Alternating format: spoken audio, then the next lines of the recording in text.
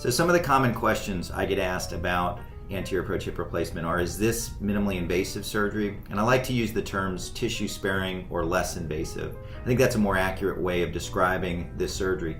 Minimally invasive often connotates terms like arthroscopic surgery or surgeries done through a microscope, and I don't think that's really applicable to things like hip replacement.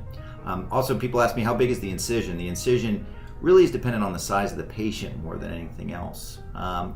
A lot of people ask, is this new surgery? And I tell people this is not new surgery at all. Anterior approach has been around since the beginning of hip replacements. As a matter of fact, some of the first hip replacements were done through this approach, which has been modified over the years, but it is certainly not new surgery. So another common question I get asked is, do I need a special table to perform this surgery?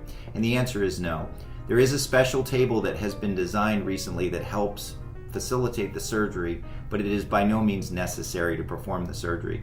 Historically, this surgery has always been performed on a standard operating room table, and that's the way I perform the surgery. There are some distinct advantages to using a standard operating room table as opposed to the special table that's been designed recently.